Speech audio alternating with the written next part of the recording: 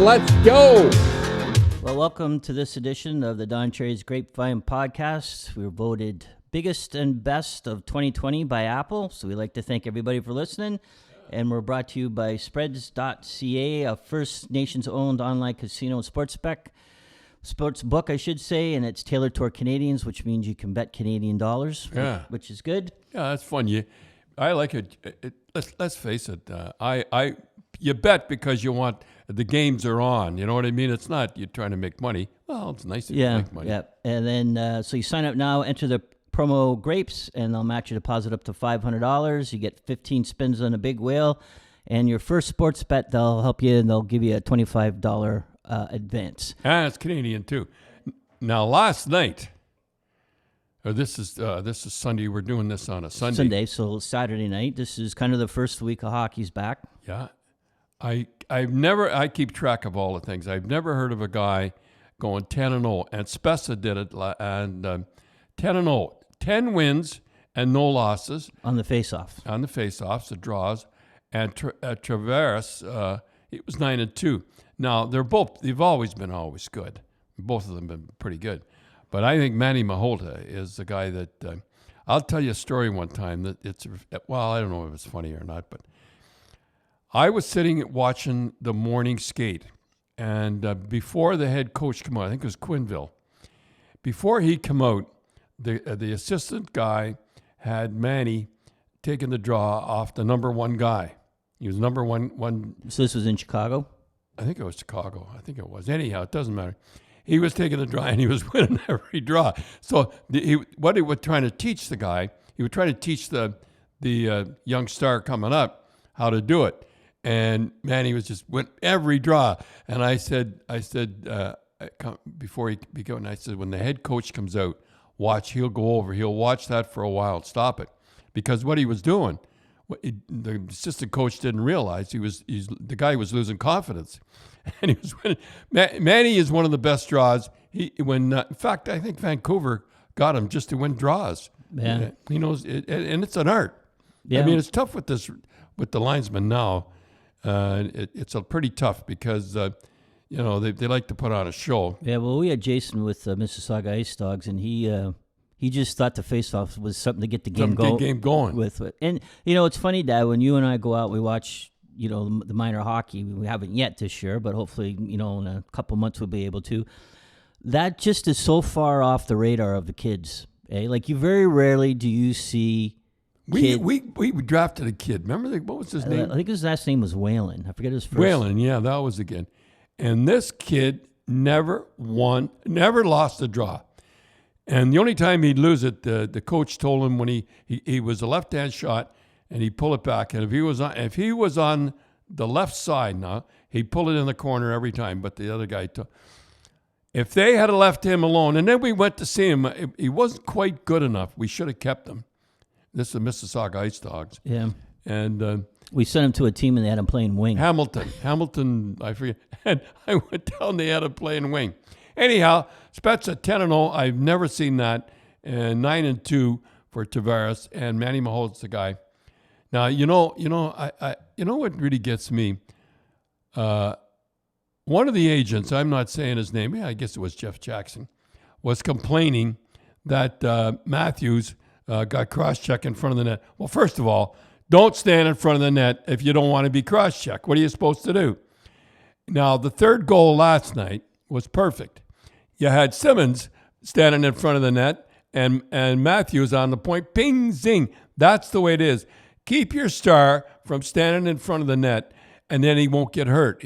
I mean, ridiculous to say that you're not supposed to say. You're supposed to have special rules for the stars. I mean, Bobby Hall, when he was playing, when Bobby Orr played or anybody played like that, you should never have rules for a special star. No. I know in football they have the quarterback. They're trying to protect the quarterback. I don't blame them. Anyhow, yeah, it was funny though. Just mention that quickly. I was watching the Buffalo Bills last night, and the Bills quarterback Allen, he got knocked down by, after he threw the ball, got knocked down by one of the Ravens, and he kind of did a flop, like he threw his hands in the air, and they called it was a big play, roughing the passer, and got 15 yards. And Chris Collingworth, the color guy, he got mad. He said, "What are we, soccer?" He says, "You can't be doing stuff like that." It goes an Academy Award. So because that linesman they'd make the referee, they'd make fun of him, and the next time he really got creamed. They wouldn't call it. Yeah. Well, it's funny how back when you coached, it was almost in the 70s and the 80s, it was like almost the opposite, where if you stood in front of the net, the defenseman could do anything to you, and if you did something back to the defenseman, you'd get the penalty. Like it was like the referee said, "Well, you're standing there." Yeah. I agree. So anyhow, Matthews, don't stand in front of the net. And I don't want to pick on him. He never said nothing. No. And it was his agent said something. But anyhow, a lot of penalties last night, Tim. You 182 minutes in penalties on Saturday. We taped this on Sunday. So Saturday's game, 182 minutes in penalties, and that's only one major. That was only one fight last night. And it's funny that somebody had, I forget who it was, had 8 power play goal. 8 power plays New York Rangers had 8 power plays last night, and Colorado won a game. They scored 6 power play goals. Yeah. It was funny how we talked about the World Juniors and how good the games were. The linesmen. We said part of it was because the referees were so good. You didn't notice them. They didn't call chintzy penalties. And they're not arrogant. No. And then like watching the game again, I was watching mostly the Toronto game last night.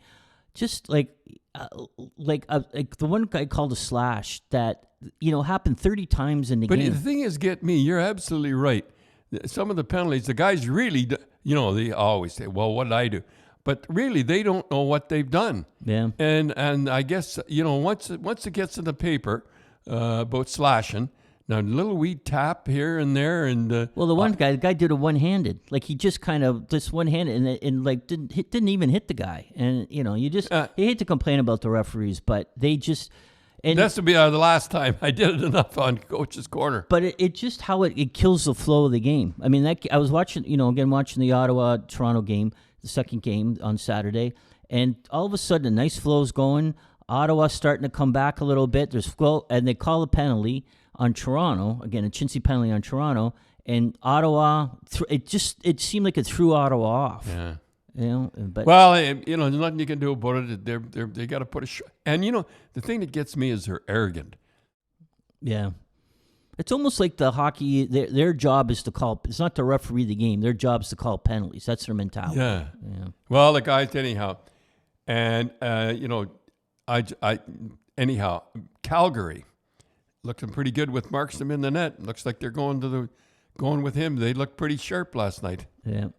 So how would you, you got back-to-back games. How would you handle your goaltenders? Like Anderson had a rough game. Well, I don't think he had a rough game in Ottawa. I mean, you couldn't blame him on any of the goals. No. And then they don't even dress him the next game. Well, they didn't dress him. They've got 3 goalies going, which is not good because you have 3 goalies there in the. If you get one guy that's selfish, he won't get out. And I never had that. I had 3 goalies one time. I had Ronnie Graham, who was the best goaltender in the WHA.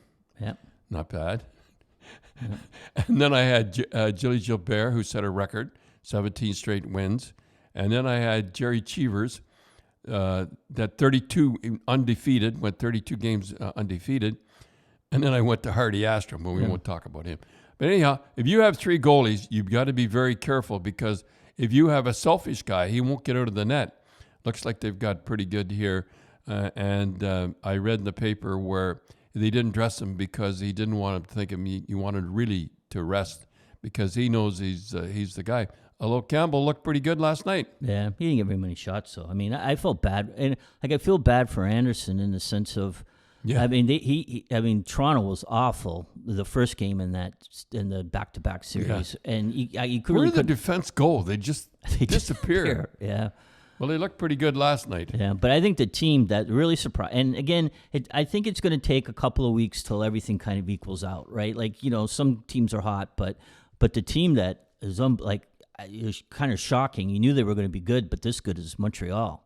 Well, as I think what happens is Price has said to himself, "This is it. I got a good shot." And although Montreal looks pretty good, they're big. They finally got big. They finally got big. And everybody's tougher this year. Everybody's tougher. You're not going into any building now and push them around like you used to before. Montreal, a lot bigger. Yeah, but I mean, it was this again. This was on Saturday night. We were taping Sunday, but Saturday night, I mean, it was no contest against Edmonton. I know. Well, that's because they've got a problem in Edmonton with their goaltending. I hate to face it. Yeah. Well, that's the thing, too, with the shortened season. So if Smith is out for 2 weeks, that's like in a regular season that he's almost out for a month.